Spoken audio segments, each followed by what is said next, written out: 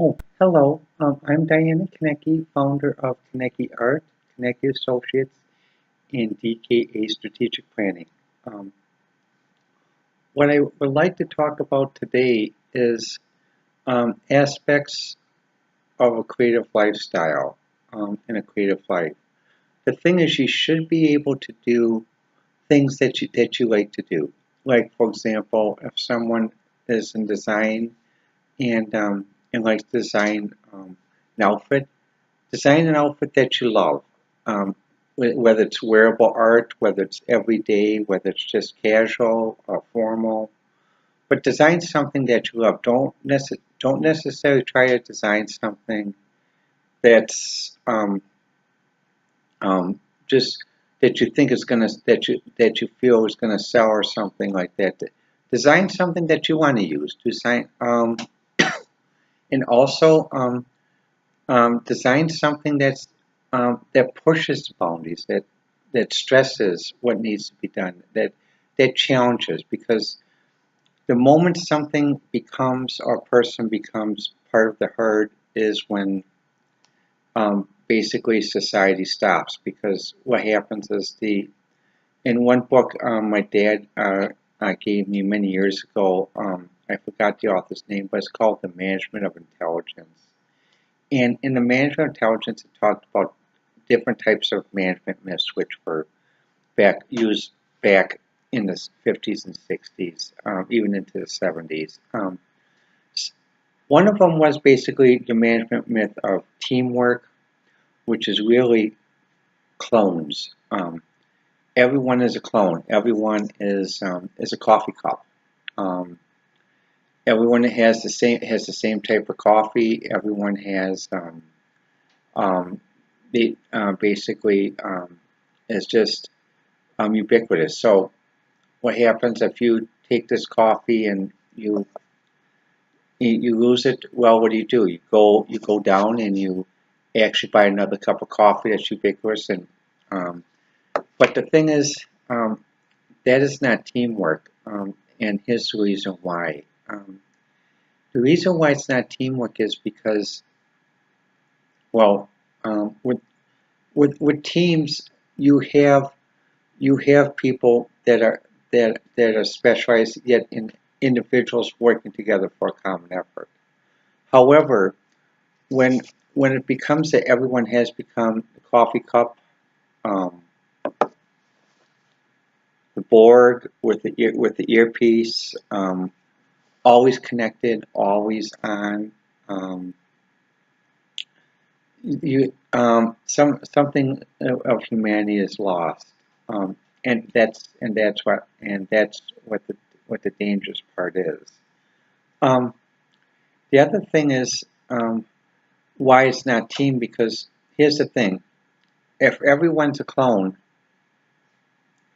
or everyone is part of the herd, okay, well, when something that comes that can't be contained, can't be controlled, comes in from the outside, one member gets hurt, gets sick, everyone gets sick, and it all falls down. So, and just to give an example, common example, let us think about our computers that we use today. Um, Now, today, basically, it's common for everyone to have on the computers and on the smartphones antivirus, um, anti-adware. Why? Because all the computers use. I should. Well, I got to make sure. Let me correct myself. Many computers use a common architecture, and it's an architecture based on what some would say is an oligarchy. Basically, Windows, Google, Apple, and Linux. Although technically an oligarchy is due to some things I've observed in Linux regarding too much commercialization, too much commercial control. It has become an oligarchy of four. And the issue that exists, though, is because Um, there is that. Well, what happens is the issue of oligarchy is there are two things. Sometimes they can be sometimes an oligarchy can be benevolent, meaning that basically it really cares about everyone, all of its customers, and it really cares about people, and actually does try to do the best they can. Other times they can become malevolent. Um, they um, they start to like power. They start to like the prestige. They start to like the control. Again, the wheel the wheel of abuse again is how it starts is they will offer a free product, pull someone in, pull someone in, pull someone in. Like one person once described many years ago that the basis for selling an app is to make it addictive. And well, I'm paraphrasing, but basically they used another word that started with H, which I won't say here. But the thing is, with that approach, though, eventually people will become frustrated. And when people become frustrated, what will they do? They will either opt out, they'll move, or they'll strike back. And basically, black hat hackers are those who are striking back. They are, and I, there are many justifications that they use, but the thing is, um, it's not. I wonder sometimes if it's not always a one-way street because when we have in the IT field and even some other creative fields a mantra that someone is put out at age 35 in the IT field or other fields. When in my dad's time, it was putting out at age 45, and my dad went through that when he was put out at 45. And um, the thing is, what are the social repercussions of that? I mean, if you're going to ask someone to do intense study and and nowadays incur massive student debt, and then you're going to say, okay, well, we'll put you out to pasture. Your skills that you learned are no longer wanted, and you can go do something else, which is a position that doesn't really give a quality of life to them. No, I mean that's not really the way to do things. And the problem is some people, rather than become passive, they will uh, do. They may start to listen to the black hat hackers and fight back. I don't believe in violence of any kind. Whenever what I used to remember of hacking is the old definition, what it used to be in the past, before they went into the different hats. Well, white hat being someone who is just doing something purely research trying to test the system and moving the system forward. It's like Steve Jobs, here's to the crazy ones. The gray hat hackers are white hat hackers who are socially conscious, who try to issue things through social media or other things, and there's a need for that. Again, here's to the crazy ones. But the thing is, um, as a society, um, because we are becoming more interconnected, there has to be more what some people call people skills, others call something else. And part of the problem is that if someone does help someone and someone um, does it because they want to help someone and they're not doing it transactionally, that is a good person. But the biggest problem with many good people is many good people um, have a lower emotional IQ, so they can't sense they sometimes don't sense when they're being what's called played, used, or basically that that essentially that a whole group is actually playing them one at a time. I mean, if people feel they have to survive that way, that they have to play upon people and prey upon people, well, I hope that they um, don't can get the quality of life that they wish. But the thing is, something my parents shared with me one time about they called it the rubber band theory, which was essentially you have a rubber band, and the point is people who play upon people or prey upon people pull the rubber band, keep pulling it with the one person who is a nice person, keep pulling it, pulling it, pulling it. And eventually what happens, the nice person does their best to try to hold on so as it doesn't, knowing that if they let go, it could snap back on, they can get hurt. They try their best to hold on, and eventually they can't because either they're not feeling well, the resources, something else, rubber band comes back and snaps back at the person. And the person, maybe it's enough to convince them not to do that again. Maybe it's enough to have them think. Um, Another theory to think about too is it's about this idea of where it's teamwork in cloning, but also where the the nerd, the geek, the creative individual is played upon by a group of people. Um, is this? It's like a gambler. The creative person does read the room, and they can tell that that the people in there have that attitude. But the creative person is still willing to help because he or she realizes that we're all in this place together for a certain reason. We all came together for a certain reason. Um, and so what their goal is, they're trying to help themselves get out of this situation, but they're also trying to help others as well. Not It's like it is sort of like what the old army is. You don't leave anyone behind, but um, so they offer their advice. They offer things to help find employment, and they offer this and that, um, and it's not in return for friendship. It's not buying friendship. It's being a good person, um, because that they're trying to make a bad situation better by having people have hope and move forward. But the thing is, the problem that still exists is that social services, especially in cities of 100,000, like Kenosha, they still run the social services very much as what one person once told me is like a correction system.